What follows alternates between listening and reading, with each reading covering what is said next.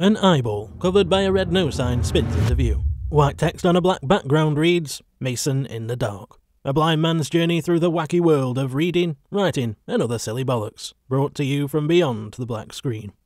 Cut to black. Hello everyone. Mason here. How you doing?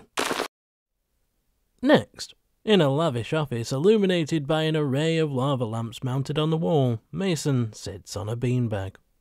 He holds up a large sign that says, Tag Tuesday, before gleefully ripping it to shreds. Today I'm back with another original tag. This time I'm calling it the 6 W's book tag. For those of you who don't know, the 6 W's are who, what, where, when, why, and how. Okay, well, I guess how has a W in it, and 6 W's sounds more catchy than 5 W's and an H. Anyway, let's run away from the illogical naming system before I get sent down a Google rabbit hole trying to figure out by who, what for, where exactly, when, why and how it was invented. Oh, who am I kidding? I've already looked. It's attributed to Aristotle and it is sometimes called the 5 W's and how. I'm not calling the tag that though. Damn it. I recently took part in my first ever buddy read. Jack from Spreadbook Joy broke me in. Doesn't seem right. Let's change that. I recently took part in my first ever buddy read alongside Jack from Spreadbook Joy. And it was Mort by Terry Pratchett. This isn't going well at all, is it? Something that was both kind of awesome and also slightly irritating is that Pratchett seemed to capture my sense of humour. Through my conversations with Jack, I learned that me and Pratchett have some things in common when it comes to writing style and process. The reason that's slightly annoying is, now that I've read Pratchett, people are going to think I'm being derivative. I've been working on a word vomit document filled with my silly bollocks for a couple of months now. I've been calling it Project Fun. It's my mental scribble. When I need a break from the bleeding ground, that's where I go to write some daft jokes. As I worked my way through more, I saw so many things that were polished examples of what I'm going for in Project Fun, and that's nice because it proves that I'm on the right track, but, you know, I don't want to be accused of copying. I have a reputation to uphold. So, who just gets you? This could be an author, a character, or even just another booktuber if you want to give someone a shout out. Next prompt. When it comes to crime, mystery and thrillers, there's a few things I like. On average, we only tend to get 1 or 2 points of view. The chapters tend to be short and punchy, which helps with the pacing and gives the story that addictive Moorish quality that keeps you reading past your bedtime. There's usually some sort of ticking clock to make things more dramatic and motivate the main character to solve the mystery faster. I also enjoy the fact that I can read something dark, scary and compelling with the comforting knowledge that in the end, the villain will lose/die. And also it won't turn out to be a ghost or a demon. I know, criminals and murderers are actually real and I should be much more terrified of them than ghosts. You can't lock a ghost in prison, just saying. I'd like to know what about your favourite genre interests you the most, / makes it your favourite. The next prompt sort of ties into that.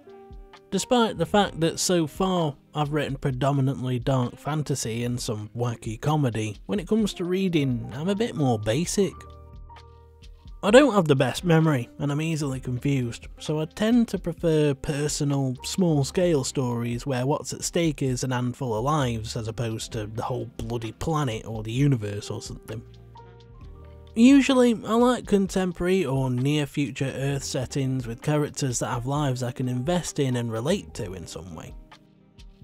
Having said that, in recent years I have developed a soft spot for late 19th and early 20th century settings thanks to stories like Peaky Blinders and Red Dead Redemption 2.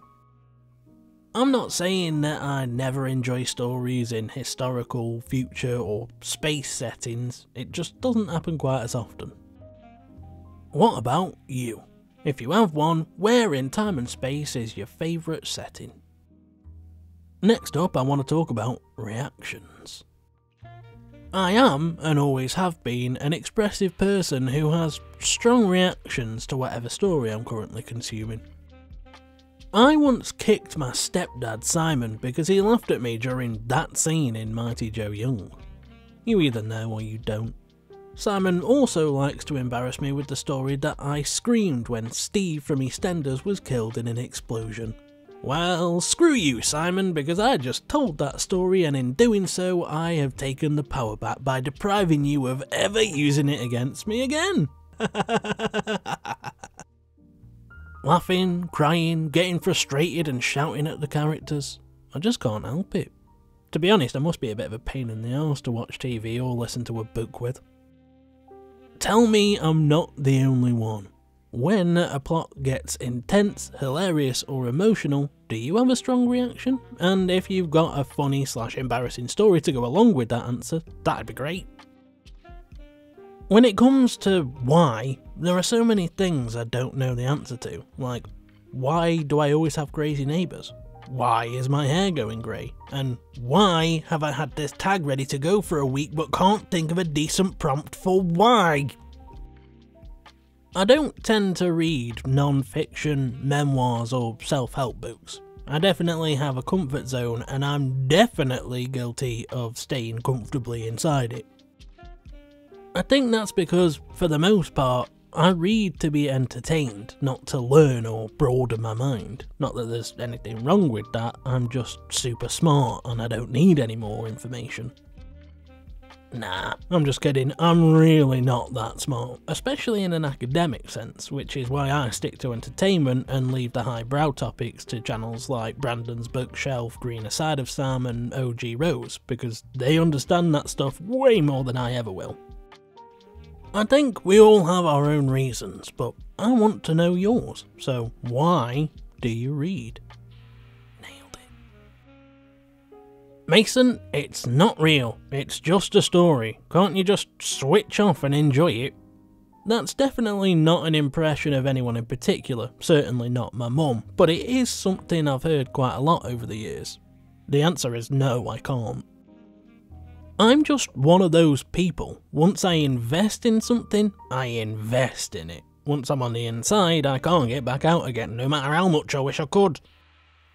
Even though it'd be supremely nice, I can't just switch off and appreciate something without analysing it. I am an eternal media student. Once that switch was flipped, it was glued in place forever.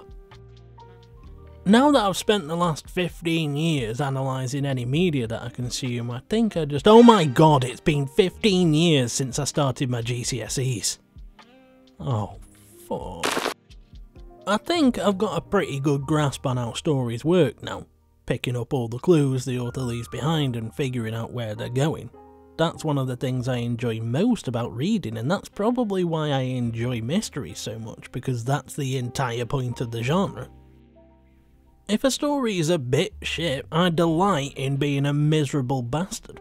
I make it fun for myself by picking it apart, guessing the twists and feeling exceedingly smug when I get it right. Haha, the dead sister isn't actually dead, she's come back for revenge and she's the serial killer. Yeah, I know. You see, I'm so much smarter than you gave me credit for, generic nameless author. On the other hand, if a story's really good, I either get the gratification of still being right, or being surprised by the author, which, trust me, I really like. Formulating theories and speculating about what's going to happen is just fun. It makes me feel like a detective, and overall, I don't think I'm that bad at it. Which brings me to you. Do you bother trying to predict where the plot is going and guess the plot twists? If so, how good are you at doing so? So, now it's time to tag people. Obviously there's no pressure to do this if you don't want to, but it's part of the conventions of tagging, so I'm gonna do it. I'll start with As Told by Maddie, a Booktube newbie that I recently discovered.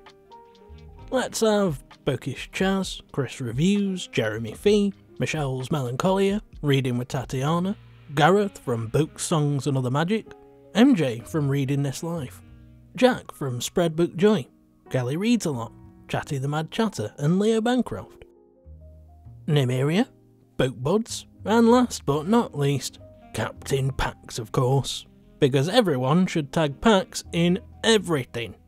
Bomb this one, mate. I dare you. Of course, whether I've tagged you or not, if you want to go, have a go and let me know. I look forward to everybody's answers. Have you enjoyed this video? If so, the like and subscribe buttons are just sitting there, waiting to be pressed. Now press them, or I'll put a curse on your fridge that turns everything mouldy the second you close the door.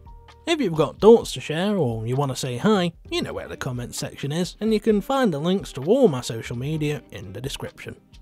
Thanks ever so much for spending time with me today, guys. Until next time, take care. For now I'm off, and you should have a good one.